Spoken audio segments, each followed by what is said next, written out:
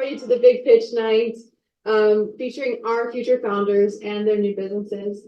On behalf of the Business Innovation and Growth Center and the College of Business and Technology, we welcome you tonight in our first physical Big Center at NEIU that just opened this spring. So the Big Center's mission is to empower entrepreneurs to dream, create, and grow their businesses among forward-thinking creators and doers. And I'm incredibly proud of my alma mater for making Big Center a priority for our students, faculty, staff, alumni, and our community. So my name is Justin Mueller. I'm the Executive Director of the Big Center, and I'm thrilled to be leading the future of business development through the community focus of Big Center. With the launch of this Become Your Own Boss business planning course, it has also been exciting to watch our students, alumni, staff, and community members create, strategize, test, and market brand new businesses. So what is becoming your own boss? I'd like to show you this video on exactly what this course is all about.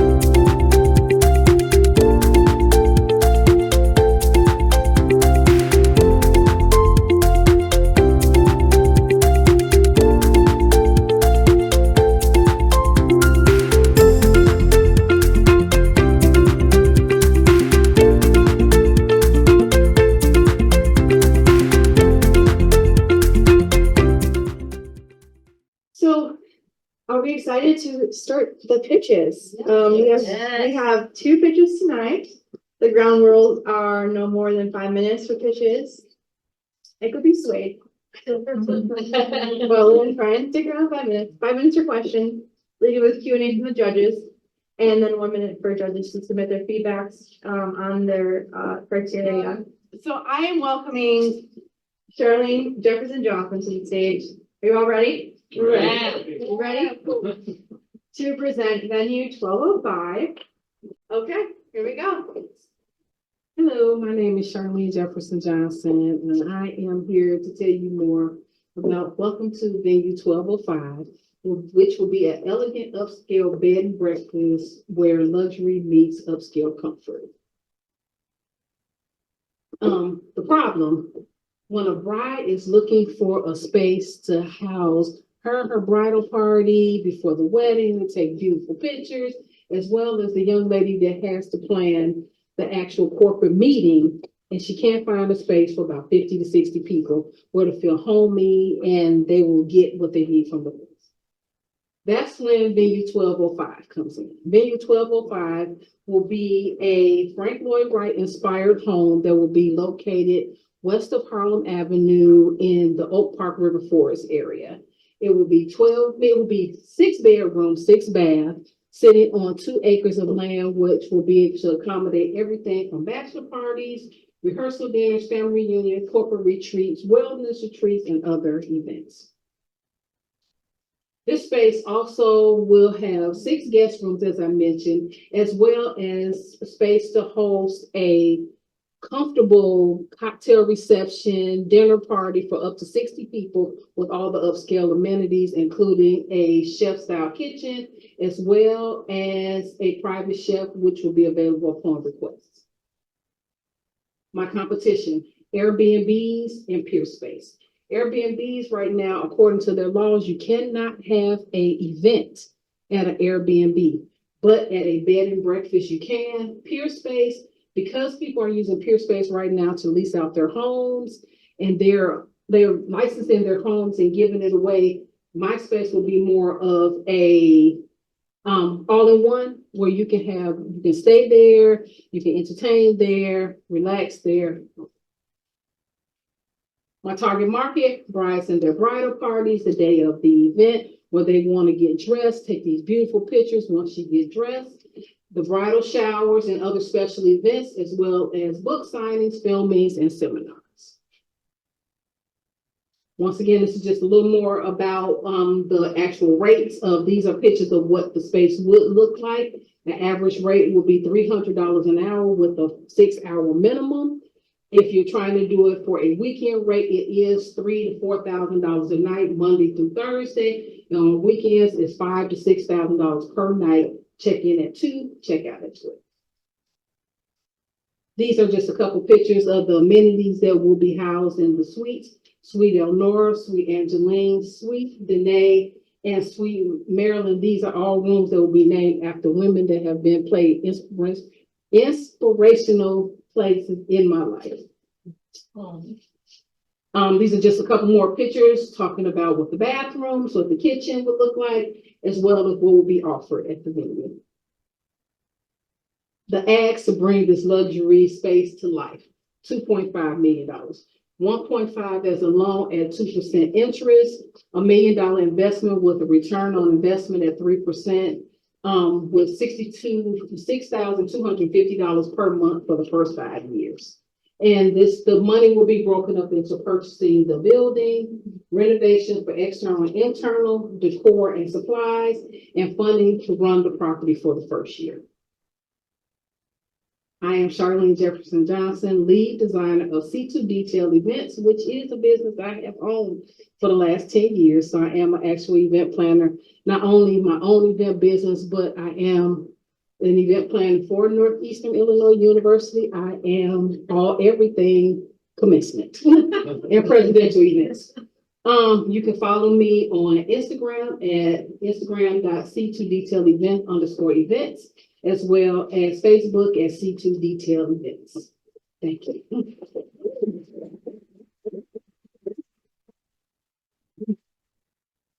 So Charlene, I have a question. Okay. In that Oak Park area, is there competition? I know. No, actually, there is not actually a bed and breakfast west of Harlem Avenue in the western suburbs. So it is a need. And more people are finding out that they're looking for a space where they can have more intimate events, but also make it intimate, small, as well as offer parking that the guests don't have to pay for, and get a little more where it's like less congested. So the space that I'm looking at, which is not actually for sale because somebody does live in it, it sits on the corner of First Avenue and Chicago Avenue in Maywood, and it literally is a $1.8 million piece of property, and it sits on 2 acres of land right on the corner of Chicago Avenue and First. So what's your timeline, looking at, if it's not for sale now, how are you gonna get there? If I can't get that one, I know I'm gonna have to find another space, which will be comfortable. And the only reason I said that space is because it's something that has been there since I've grown up in Bellwood. So I've always lived in the western suburbs, and it is a place where we would go for Easter egg hunts, Halloween, and it has always been a staple of the community, and it is an actual Frank Lloyd Wright inspired home. It's a historical piece of property, so someone does live in it, but if I can't have that one, I just have to find it. And my last question, marketing. How are you going to get the message out? Marketing, going to bridal shows.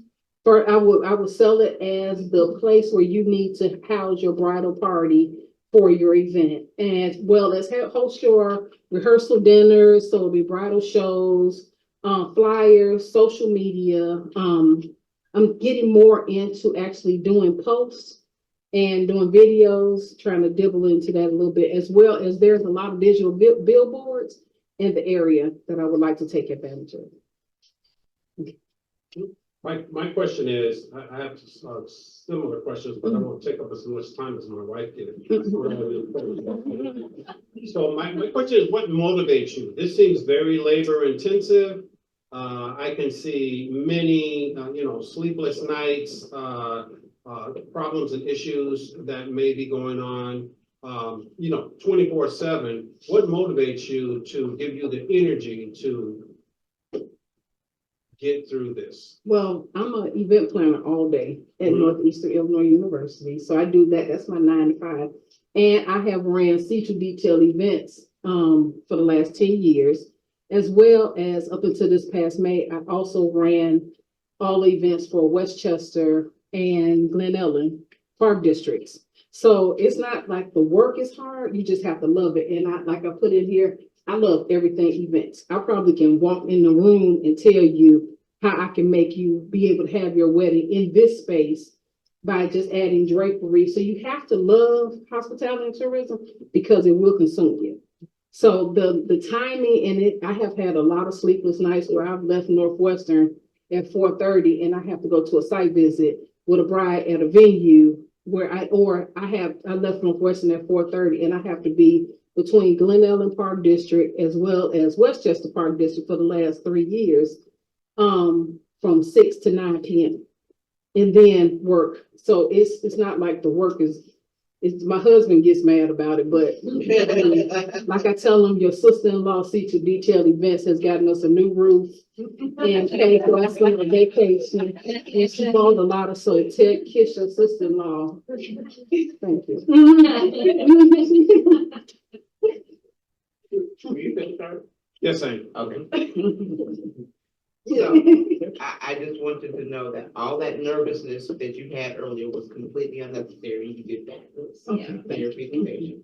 The one thing that, and I love the concept of it because it's, we no longer are in the day of, okay, we'll go to whichever relative has the biggest house and, impose on them. We really do like the idea of going to beautiful places like what you just described. So I love the concept. The one thing I really like is that you did not apologize for the pricing. No. That is the one thing that people need to own. I bring you value and value must be paid for and don't apologize for that. So I really did like that. The one thing that, this is a big ask.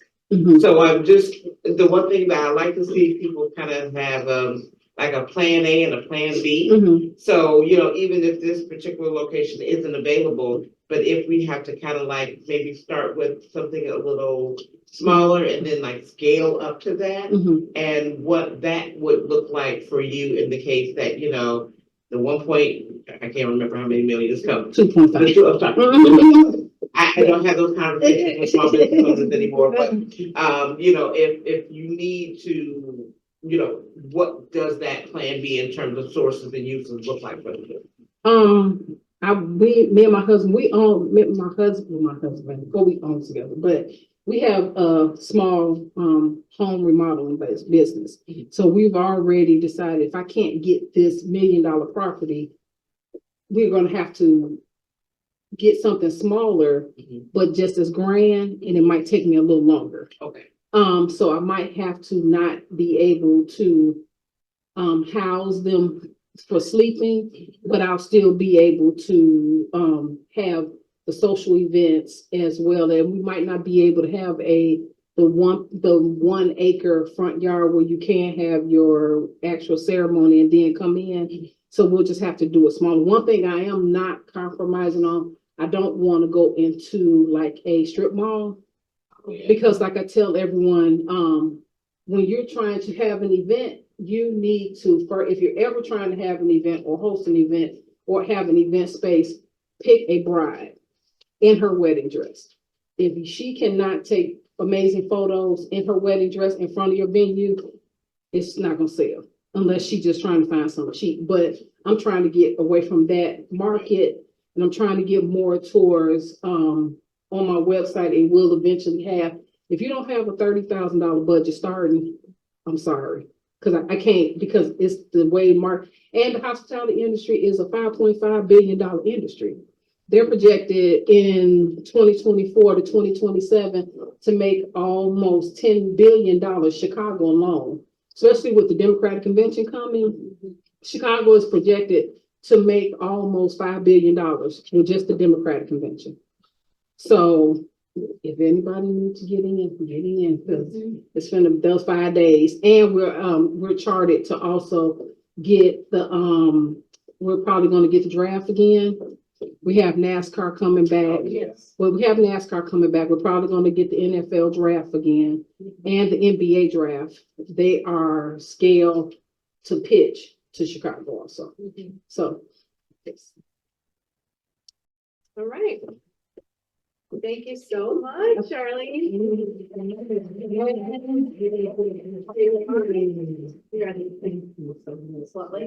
you. We're gonna switch gears to welcoming Claudia Gonzalez to the stage to present Queen of All Trades. My name is Claudia Gonzalez, and I am the founder of Queens of All Trades, where we empower women, empowering their homes, and your trusted source for women-led handy and auto services. The problem is, as a single woman, going to get my home repaired or going to a mechanic shop, what happens? I don't know, because they either overcharge me or they're working on something that doesn't need to be changed. So my solution, there is a research done from Harvard where women were quoted higher prices than men when explained that they were uninformed about their repair prices. And also, 63% women prefer to hire women-owned businesses. So in my company,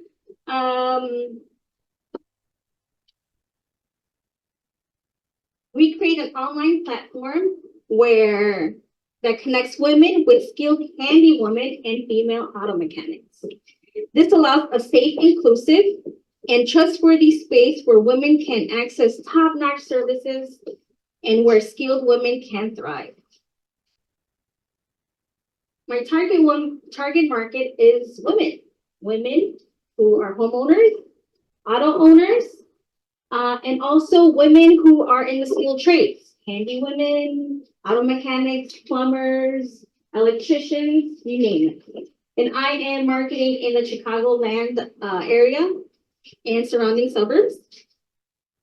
And the market opportunity is vast, where over the next decade, women are expected to control 2/3 of all consumer wealth in the country, with estimates ranging from $12 to $14 trillion. You said trillion. So my sales channel model includes membership options for clients and contractors. Clients can choose from varied membership levels, gaining access to our exclusive network of women and women skilled contractors. We will charge a commission of services completed to ensure fairness of all parties. My marketing activities, a huge chunk will be on online and social media, like LinkedIn, Facebook, Instagram, and also mailers as a handy service and auto repairs. Word of mouth is crucial. So having mailers around homes and being able to get those leads. Another market activity is with optimization. By Googling, because if you Google handy women or Google women auto mechanic, you're not gonna find anything. It's just gonna group it up with the handyman and male counterparts. Because it is a male dominant industry, but there are a lot of women out there who do the work. They're just not being noticed. And another thing is networking, working with colleges and vocational schools so we can recruit women or girls graduating, and they can have their own, be their own boss in a way. Yeah.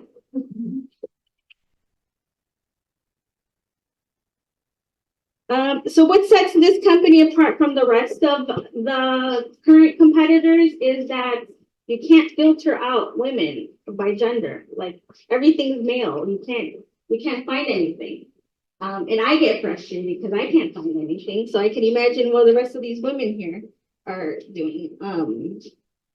And my revenue is expected to be 35 million in the first year.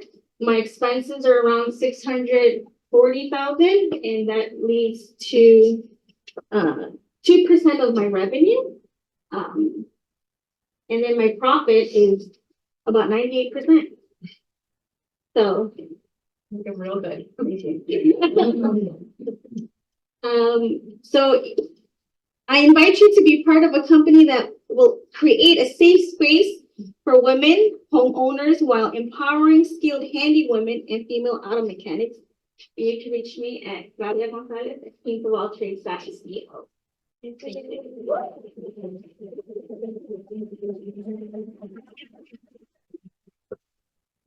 So 34 million, Claudia, that's a big number.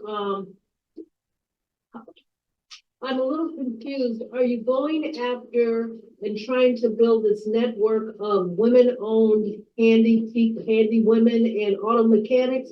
Are you getting your revenue from individuals that sign up to access your network?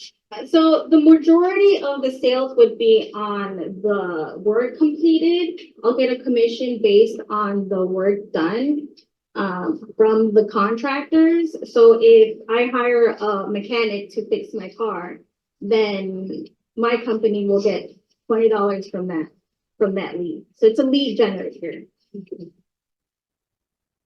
But the membership would also include the subscription for clients to access this, because finding the people is the difficult part.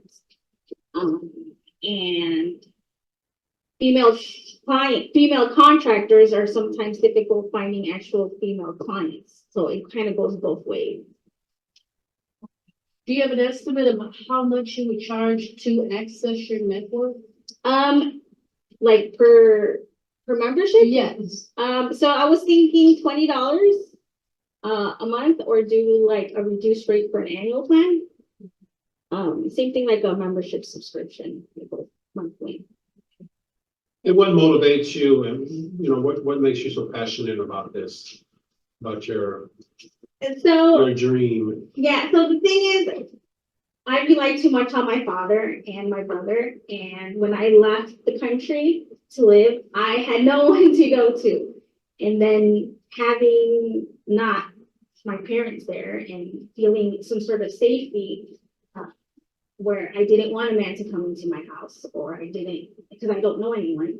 I could also feel that a safety net for women who are trauma experienced, and not having a man into that because of their trauma is another motivation. But my main motivation is empowering women to get into the skilled trade. You know, there is a low amount of women out there, and I want to be able to give them those resources or opportunities for them to get into the trade. Any other questions? Yes. So your financials are a little bit ambitious, which there's nothing wrong with that. Sometimes you just have to think to yourself, though, I know what I want, and maybe I just need to have a worst case as well as a best case scenario. So just that's something to keep in mind. And so I was wondering, how were you going to identify some of these women-owned service providers?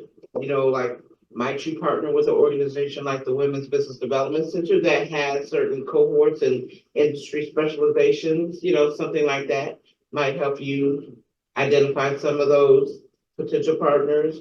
And you didn't kind of touch on what capital resources that you need. I'll be working most of that. The startup cost would be around 50,000. I'm just doing the online startup. Okay. And then the monthly maintenance for that. But the exact numbers I don't have.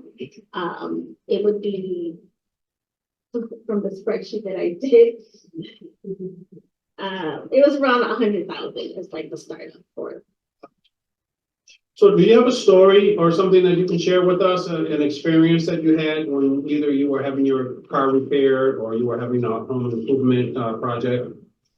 Well, the one that is the most prominent is taking the car in, and then they would charge me to fix something I didn't need to be charged.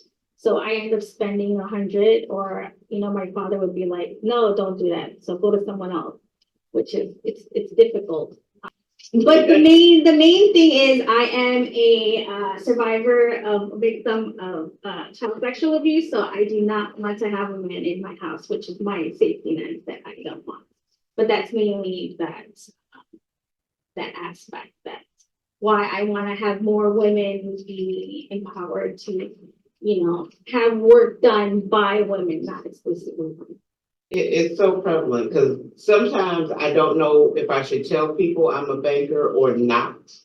Because there has been that, oh, she's a banker, she got it. And and if I'm like holding something in my hand, I'm like 2 seconds away from, okay, if you needed a small business loan, you just screwed it up for yourself. I just want you to know that. So I kind of balance between that a little bit. And then the feeling that, people do think that they can just arbitrarily give women whatever information they feel like giving them at the time. And it seems like it is much more effective if you have either a nice big strong husband or the dad or, somebody who kind of comes in to let people know, oh, you can't just screw over her and tell her whatever you want. So I love the concept of your business and I do appreciate the need for it, but every now and again, I'll purposely pick a client because I know they're going to give me the best work. So,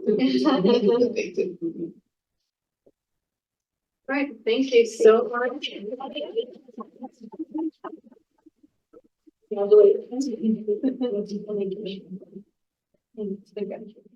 Okay, so for the people's choice, it's just your own favorite, right? So hard. I know. Is Venue 1205. oh,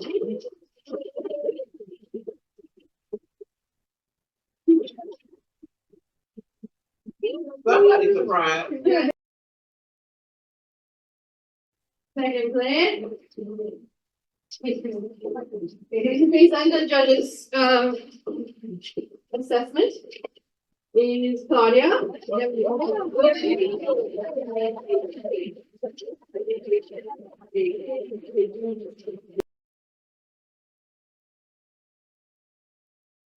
And first place goes to Venue 1205.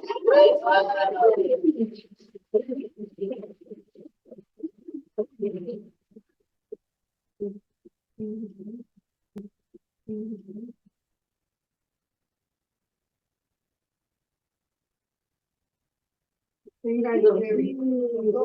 Not 2.5 million, but it is. Every little bit. So, starting these businesses, now our future founders will be in control of their own success and driven to follow their dreams. And as shown tonight, each of you are able to envision financial independence, control of your schedule, and becoming an expert in a broad range of skills. And moreover, you've executed a plan where you can follow your passions and become your own boss. So if you're in the audience tonight and believe in the economic power of startups and small business development, please connect with our participants. These are amazing humans who are taking control of their futures, and though you can often not do it alone. So if you can connect, fund, mentor, coach, support these future founders in any ways, please do so. And we thank you for being here tonight. And until I see you next time, stay resilient.